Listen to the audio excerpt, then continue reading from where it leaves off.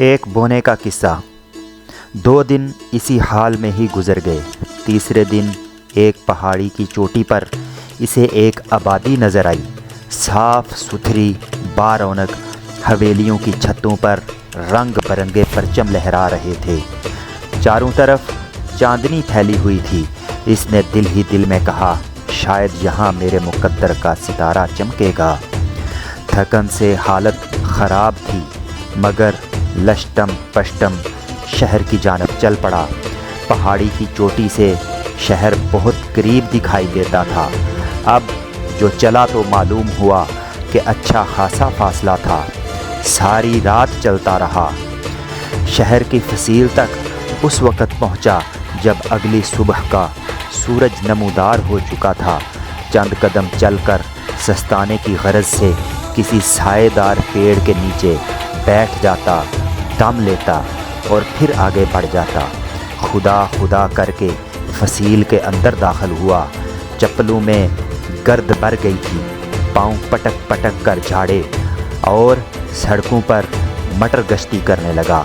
لیکن سڑکیں سنسان، دروازے بند، نہ کوئی آدم نہ آدم زاد۔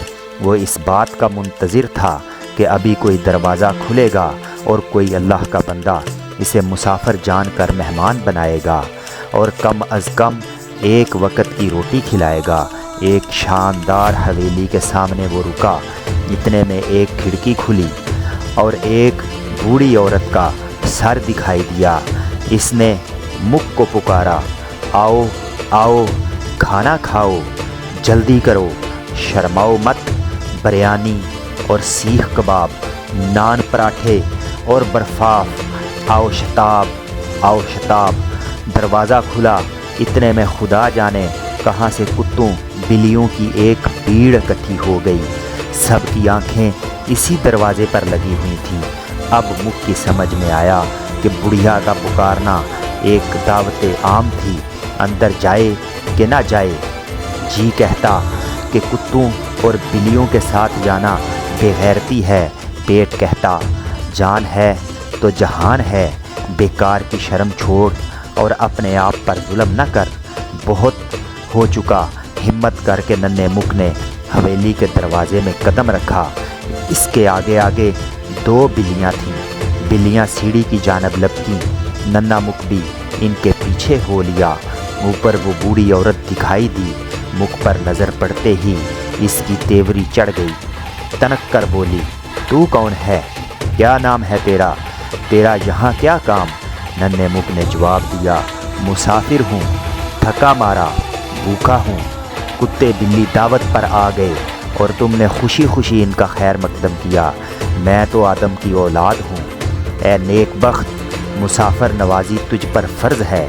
بڑھیا سن کر مسکرائی، سوال کیا، اے اجنبی بونے، تم کہاں کے رہنے والے ہو؟ اس شہر میں کیوں وارد ہوئے ہو؟ ساری بستی جانتی ہے کہ میں صرف بلیوں کی ضیافت کا اہتمام کرتی ہوں۔ کتے تو بن بلائے اندر گھس آتے ہیں۔ ننھے مکھ نے اپنی آپ بیتی سنائی، ایک ٹکڑا نان اور ایک بوٹی گوشت کا طالب ہوں۔ بڑھیا کا دل پسیج گیا۔ اس نے خوب ڈھیر سارے کھانے اس کے سامنے سجا دیے۔ ننھے مکھ نے خوب سیر ہو کر کھایا اور شکر اس نیلی چھتری والے کا ادا کیا جو بندے کو رزق پہنچانے کے اسباب ہر حال میں مہیا کرتا ہے۔ ننھا مکھ جب کھا پی کر ڈکاریں لینے لگا تو بوڑھیا بولی، تم اسی گھر میں قیام کرو، گھر کے انتظام میں میرا ہاتھ بٹاؤ، 3 وقت پیٹ بھر کر کھاؤ اور چین کی بنسی بجاؤ۔ ننھے مکھ کی زبان پر گوشت، بریانی اور کباب کا ذائقہ تازہ تھا۔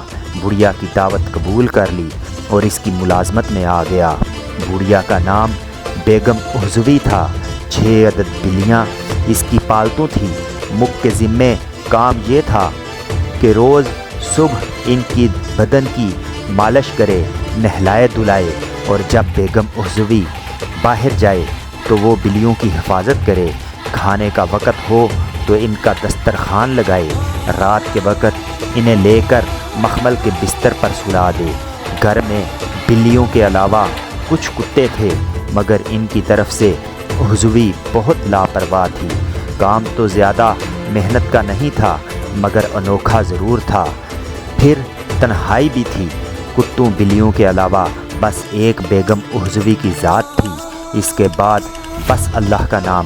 ننھا مکھ بڑھیا کی ہدایت کے مطابق بلیوں کی خدمت کرتا، جی بھر کے کھانا اور سوتا۔ بڑھیا بھی اس سے خوش نظر آتی تھی، لیکن جیسے جیسے وقت گزرتا گیا بلیاں مصیبت بنتی گئیں۔ بڑھیا گھر سے باہر جاتی تو وہ دھماکے چوکڑی مچاتی، کبھی کوئی برتن توڑ دیتی، کبھی میاؤں میاؤں کا وظیفہ شروع کر دیتی، کبھی غرانا اور ایک دوسرے پر جھپٹنا۔ لیکن جیسے ہی اپنی مالکہ کے پاؤں کی چاپ ان کے کان میں پہنچتی تو وہ چپکی ہو جاتی اور دم سادھ لیتی، اپنے گدوں پر جا بیٹھتی اور دم ہلانے لگتی۔ بڑھیا جب ٹوٹے ہوئے برتن یا گھر میں افراتفری دیکھتی تو ننھے مکھ کو برا بھلا کہتی۔